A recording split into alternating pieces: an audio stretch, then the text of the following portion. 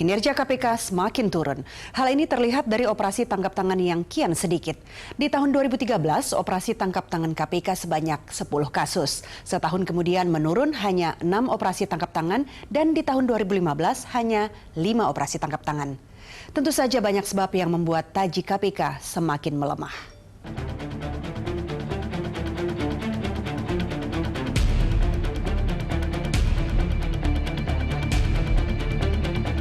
Dewi Yassin Limpo kembali menjalani pemeriksaan di KPK. Mantan anggota Komisi 7 DPR ini menjadi tersangka suap kasus proyek pengembangan pembangkit listrik tenaga mikrohidro di Kabupaten Deyai, Papua.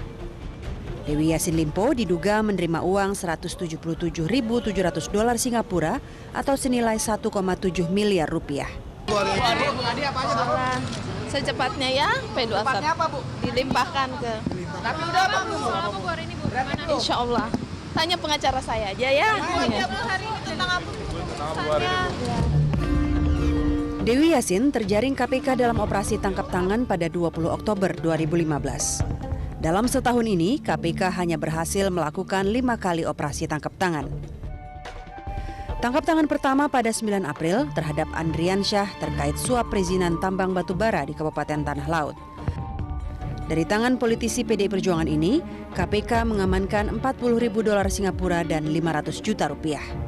Andrian Syah ditangkap saat Kongres PDI Perjuangan di Bali.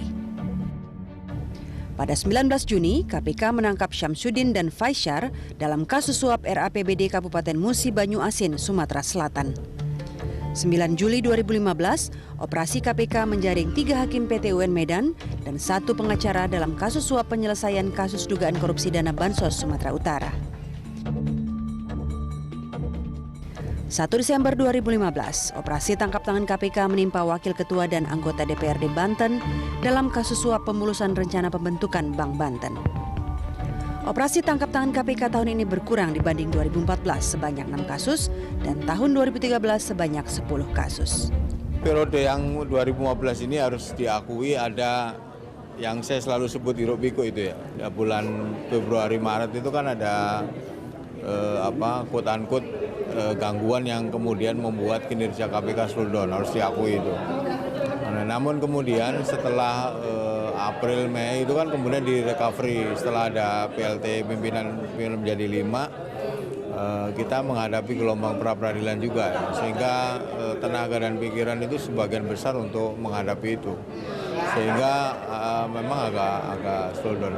Ya, kalau kami lihat ya tahun 2015 ini pemberantasan korupsi mendapatkan perlawanan keras ya dari koruptor begitu, sehingga itu berdampak terhadap penegak hukum. KPK misalkan pada semester pertama tahun 2015 ini justru melempem.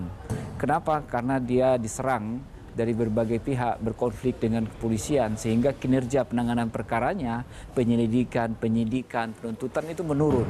OTT-nya juga menurun. Melempemnya KPK tak lepas dari melemahnya kekuatan pimpinan KPK akibat serangan dari kepolisian. 2 pimpinan KPK, Abraham Samad dan Bambang Wijayanto, nonaktif sejak dijerat Polri sebagai tersangka. Abraham Samad menjadi tersangka pemalsuan identitas, sementara Bambang Wijayanto tersangka kasus kesaksian palsu Pilkada Kota Waringin Barat dalam sidang di Mahkamah Konstitusi. Mereka berdua menjadi tersangka tak berapa lama setelah KPK menetapkan Komjen Polisi Budi Gunawan sebagai tersangka dugaan korupsi. Saya serahkan sajalah pada penegak hukum. Saya siap aja semuanya. Ya artinya gini, masyarakat tahu saya korban dan saya dikorbankan kepentingan apa, mereka juga tahu. Saya tidak mau menyalahkan siapa-siapa, cuman saya ingin publik bisa menilai itu semua. Cukup bagi saya melakukan yang terbaik bagi bangsa ini. Semuanya saya serahkan pada Allah, pada publik, dan pada bangsa ini. 11 bulan lamanya, kasus Abraham dan Bambang terkatung-katung. Berkasnya bolak-balik antara kepolisian dan Kejaksaan Agung. Kami memantau bahwa banyak kasus yang sudah masuk tahap penyidikan itu belum kunjung naik ke tahap penuntutan. Di kepolisian misalnya banyak kasus yang sudah masuk tahap penyidikan, sudah ada tersangkanya, tapi tidak kunjung dilimpahkan kepada kejaksaan. Dan selalu bolak-balik antara polisian, kejaksaan. Salah satu penyidik terbaik KPK, Novel Baswedan, juga jadi pesakitan. Novel dijerat kepolisian sebagai tersangka kasus tindak pidana penganiayaan di Bengkulu. Kasus ini terjadi 2004 saat Novel Baswedan menjadi Kasat Reskrim Polres Bengkulu.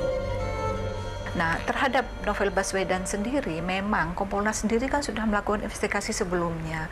Kompolnas pada saat melakukan investigasi itu memang tidak menemukan sebuah bukti yang cukup kuat bahwa Novel Baswedan lah yang melakukan itu. Kalau Novel Baswedan berada pada saat itu di pantai, betul. Ya, tetapi apakah Novel Baswedan yang melakukan kekerasan itu? Nah, ini Kompolnas tidak memiliki bukti. Periode kepemimpinan Abraham Samad di KPK memang telah berlalu. Dan mantan pimpinan KPK periode 2012-2015, saya ingin mengucapkan terima kasih terhadap seluruh perhatian, bantuan, dan kerjasamanya selama saya menjadi pimpinan KPK. Saya mohon maaf kalau ada begitu banyak hal yang belum bisa dilakukan. Dan saya meyakini pimpinan KPK mendatang akan bekerja jauh lebih baik dari pimpinan KPK sebelumnya.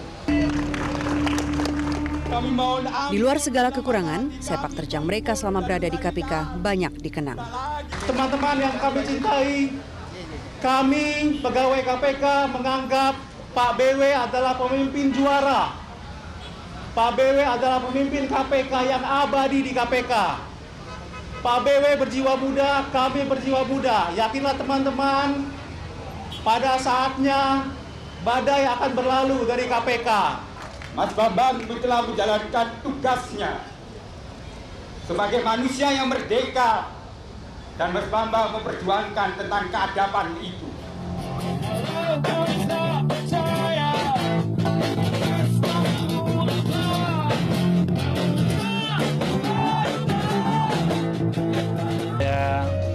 Saya pikir kalau ada orang baik yang udah baik yang baru mau bekerja atau yang baru selesai bekerja, baru harus kita dukung.